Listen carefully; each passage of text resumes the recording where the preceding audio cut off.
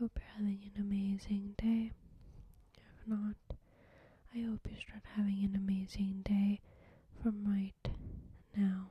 In my previous video, I talked about chronic fatigue syndrome and symptoms that may occur with this illness. The point of the video was to raise awareness so that people who may never have heard of this illness before but struggle with these symptoms could potentially find themselves, and the video would hopefully help them be their next step or their first step in their healing journey. And in the spirit of continuing, being that next step in your healing journey, I want to continue this series, and in today's video I wanted to talk about some of the root causes that may contribute or are fully to blame for developing chronic fatigue syndrome. I suggest watching my previous video if you're interested in what the symptoms are, but just a quick overview. It pretty much affects your entire body. It can affect anything and everything in your system. It's a neurological issue that over time starts affecting all other systems, organs, and bodily functions, and etc. So it is a miscommunication between what the brain is perceiving, the signals that it is receiving, and the signals that it sends to the body. So it's characterized by never being able to rest because your body is constantly in fight or flight mode. Usually the thing people struggle with is insomnia, and then when you are able to fall asleep, it's in the early hours of the morning, and the hours that you are sleeping do not contribute to you feeling rested or better. Another thing is cognitive issues like fogginess, brain fog, struggling to remember short-term, long-term, struggling to think of a word, all sorts of little brain glitches, let's say, struggling with your senses, being overly sensitive to textures, temperatures, light, sound, having ear ringing, your eyes not being able to properly dilate the pupil. So struggle with seeing that don't necessarily are in coordination with having bad eyesight. Then joint pain, muscle deterioration, issues with your heart, with your pulse, with your blood pressure. Then other things may include gut issues, struggling between constipation and diarrhea and things like that. The bowels not being able to absorb the proper nutrients, and so many more things. But the most characteristic thing is just that feeling of not being able to function, being bedridden for days, weeks, months at a time. And there are periods when very short periods, very short windows of time when you are able to function, but absolutely not to the extent that you could have, function when you were healthy. And even when you are able to function properly for that period of time, right after that you experience extreme falls in energy where you are basically a disabled person. You cannot get out of bed, you cannot move, your brain cannot wake up, and your body is extremely sore, and you're extremely sensitive to basically everything. And it can be exhausting to even speak, let alone move. But the issue that is probably the worst of all of these things is that it takes a really long time usually for all of these issues to compile together and to start showing up in all different types of medical testings, and to start showing up in your medical results. So your medical results from various different tests could keep showing that you're healthy and that nothing's wrong with you. And so doctors will look at that and not really know what is wrong with you. And unfortunately, many people will be either completely ignored or diagnosed as mental patients, which can also, it can help because this illness is followed with anxiety and depression, unfortunately, oftentimes because of how overwhelming it is to deal with something like this. And I will say that going to a psychologist or psychiatrist isn't a bad thing when you're struggling with this.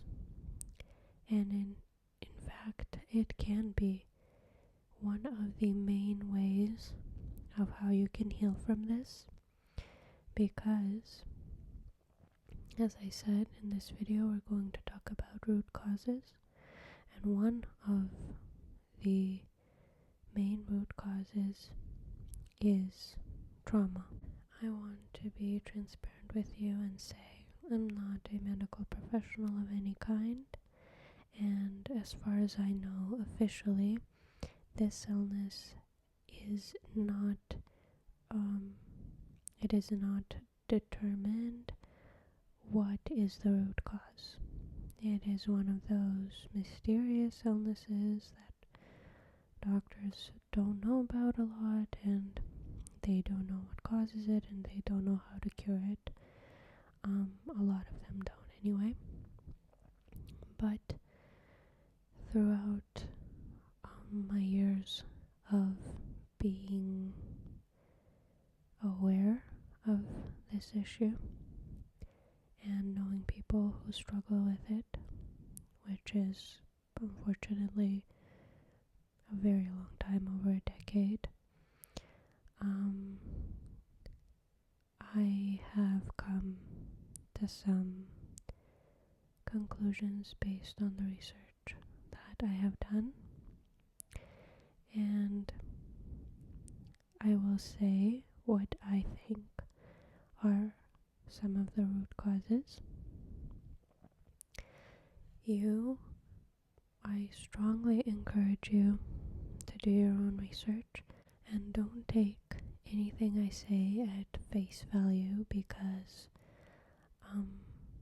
I'm not here to preach to anyone. I'm just here to give you some information and basically help you guide you maybe in directions that you may not have heard about before, and that could lead you to your own solutions. Because like I said, there is no official root cause, so we basically have to just find our own paths when dealing with this.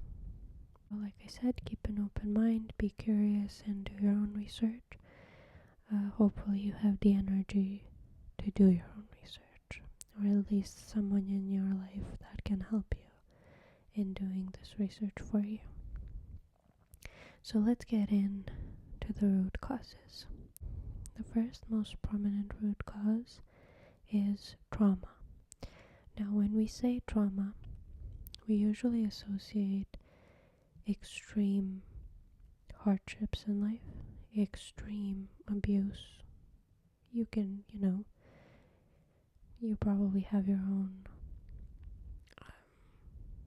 thoughts about associations with the word trauma. But trauma can come in many different forms, in many different variations, many different levels of the extremity of the issue. So it can be different types of abuse, or a crisis situation, natural disaster, going through war, going through a car accident or any type of accident, strong life-altering injuries, basically long-term abuse from your parents, your partner, etc. Physical abuse, of course. It can be all these things that are very easily associated with the word trauma, but trauma can also come from our loved ones who seemingly treat us well, and from the outside looking in, you wouldn't really classify the issue as trauma, but it is. And I'll give you an example. Let's say you're a child and your parents are teaching you to constantly be less than, that you're not important, that you have to sort of dim your shine, you have to be quiet, you have to be calm, you have to help others come first, your opinion doesn't matter, you are just little and stupid, you should just go in a corner and, you are essentially less than. And when I say this, some people will think that those are good things, and they can be, of course. Being a good person, putting others first is great and it's nice, but not if it comes at the expense of ourselves and our own autonomy and our own rights. So being good to someone and not being good to yourself in the process, putting yourself second, that is a form of abusing oneself, right? And I know that some people will hear this and be like, that is extremely oversensitive, that is ridiculous. But it very much depends on how the dynamic between the parent and child is throughout life. If we're talking about just, learning to share, being kind, learning manners, sometimes needing to be quiet, sometimes needing to let someone else be first or something like that, that is perfectly fine. I'm talking about someone who throughout their entire childhood, their formative years were constantly taught that they're a nuisance, that they need to shut down in order for, the family to function. For example, don't play, I'm sleeping right now. If that doesn't come with any compassion, you're teaching your child that their formative years, that their years of exploring who they are, what their boundaries are, what their wishes are, what their needs are, if their needs are always put in second and they always need to lessen their energy for someone else to be good, that stays with the person, because you don't know anything else. That is how you see love. And that especially goes for children who grew up with parents who are not very emotional and not very emotionally available and emotionally intelligent, let's say. And not everyone who has these seemingly invisible issues with their parents is going to grow up having chronic fatigue syndrome, of course. Why I say invisible issues is because looking from the outside into that family dynamic, you probably would miss that that is also a form of child abuse. Never letting that child having the opportunity to have their own identity, to have their own rights, to be an individual, to be first, to feel how it is to put themselves first. And that's very important, because for a lot of people who grow up like that, when they grow up, they very much struggle with putting up boundaries, and they get stepped on essentially. They get taken advantage of, and sometimes they don't even get taken advantage of by other people. They themselves put themselves in the position of, someone who is constantly sacrificing themselves, whether they're asked to or not. And the pressure and burden of life, of doing everything right, of not, bothering anyone, taking care of everything for yourself and for others, doing that at work, doing that at home, doing that with your friends, essentially never being the primary person in your own life. Your body is constantly taking on a lot of stress and a lot of pressure, and it constantly feels like it's going to be attacked. It never learned the ability to relax and to feel safe. And when you never feel safe, you essentially always feel attacked. And when you're always attacked, your body is always extremely tense and ready. Your nervous system, your sympathetic nervous system, goes into overdrive. It is preparing you for an attack. It is preparing you for the threat that is coming towards you. So you can't rest because you're going to be attacked at any minute. You can't breathe deeply because you need to have quick breaths in order to, run fast or whatever it is that your body is processing. Your pupils are dilated because you need to take in all the light.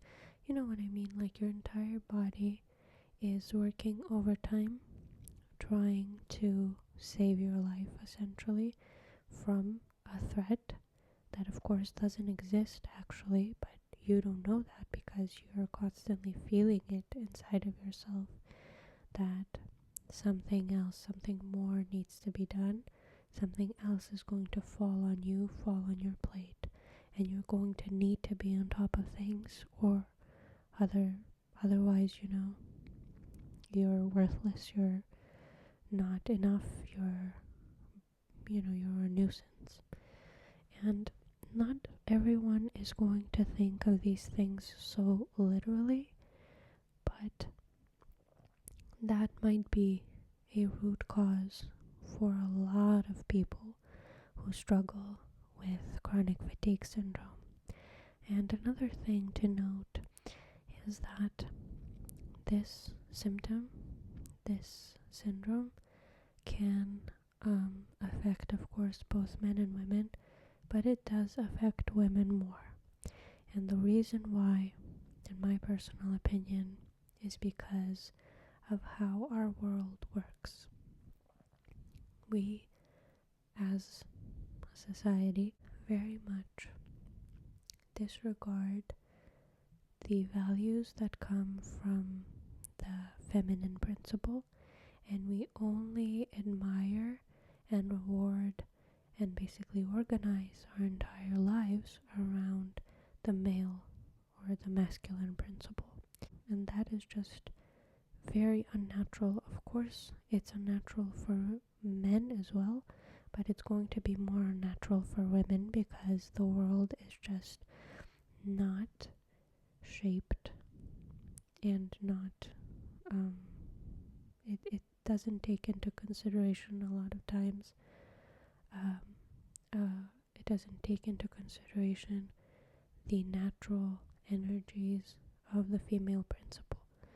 And when I say female or feminine or masculine principles, that is something that is an energy that both men and women have. So it's not that just women have this energy within them. Everyone does, but of course it's going to be more natural and more, it's going to show up more in women. And if you are not sure what I'm talking about, and to explain further what I'm talking about, we value constant productivity. So things need to be created, things need to be very predictable. Every day needs to be as productive as the previous day, or even more so. We don't value resting. We have a very hustle driven culture, and we value things like money, assets,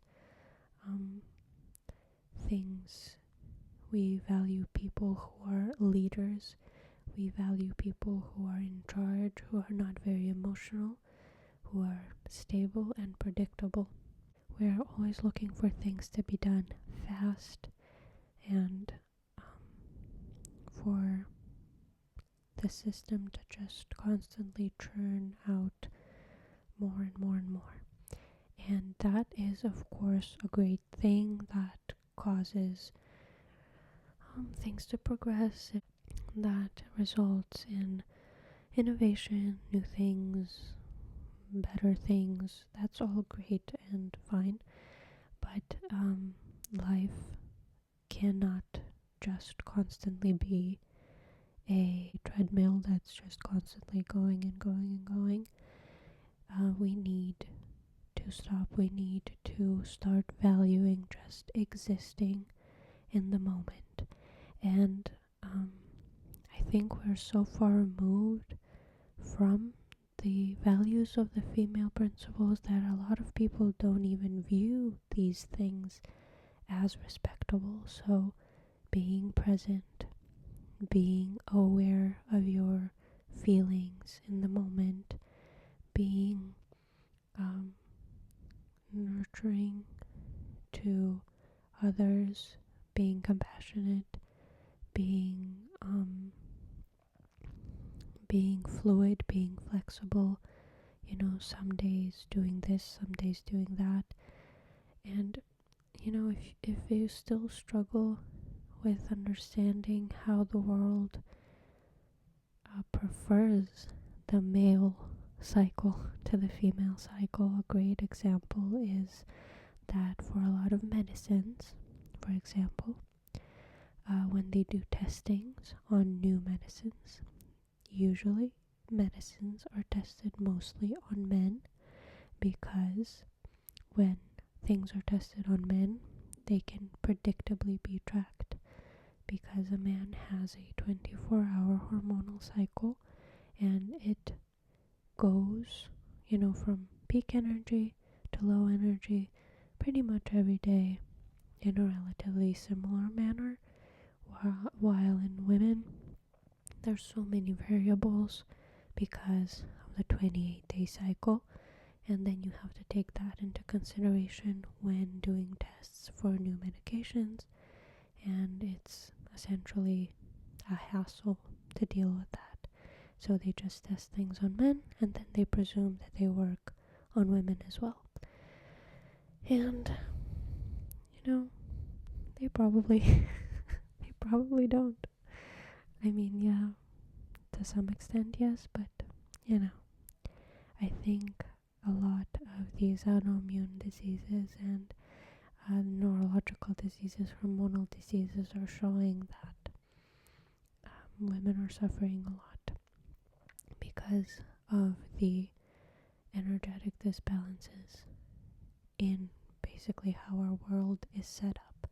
And of course, men suffer from this too, because everyone needs a balance of energies to be at their optimum. However, this is a very complex topic. I pretty much simplified it just to point it out as one of the things that contribute to this illness. It is literally a societal issue, but we of course can't fix this. At least we can't fix it overnight currently. For you to be healthy, it's not going to be something that we can do. So it is good to be aware that at least you remember, if you're struggling with the pressures that society is putting on you, maybe at work or in general, anyone could say that you're not performing enough, or you're not doing enough, or you're not stable enough, whatever it is, that does not define your worth as a person. If you're still not, fully convinced, let me convince you, hopefully with this example. So when I say that being present and your presence is enough, and that is an inherent value, let me give you an example of that. When a child is in distress, it's going to cry the entire time until it sees its mom. And when it sees its mom, her presence, just the fact that she exists, is going to calm the child down. Literally, you just existing is enough. So you may not have children, but your inner child needs you to just exist sometimes. So please remember that when you cannot do anything, regardless of whether you're sick or not, you still have so much inherent worth just because you are here. That is one of the main root causes, trauma of any sorts, and our society, how it's set up, our hustle culture, and these are things that can be helped with going to a psychologist or psychiatrist that is familiar with chronic fatigue syndrome. If they're not, they might pressure you to, just snap out of it and just start being okay. But that's not very good advice. It is good advice in the sense that, yes, your mindset, you believing in the possibility of you being healed, and you believing that you can rest, that you can, that you have a right to just relax and let go and breathe and exist in peace without being attacked, without being, without anything being asked of you. That is a part of your healing, you believing in all of that. But that is not really enough, because, for you to get to the point of being aware that you have this illness, you have suffered through so much and for so long that it is almost impossible that your body is not suffering as well, regardless of what your results of any medical test might be showing. But you're probably lacking a lot of vitamins, minerals, enzymes, hormones. You could be, different people could suffer with different things. And in my next video, I want to talk about, continuing to talk about these root causes, and I want to talk about different viruses, parasites, bacteria, fungi, etc., and lifestyle things that also are very much culprits for developing chronic fatigue syndrome. But I'll leave that for the next video because this one is pretty long. For now, I want you to sit back and think, what is something that is your trauma? And like I gave the example, it really does not have to be something that other people would deem traumatic. It could be whatever is, affecting your life to the point where you're suffering with this illness now. Don't be harsh on yourself. Be objective and see how you truly feel.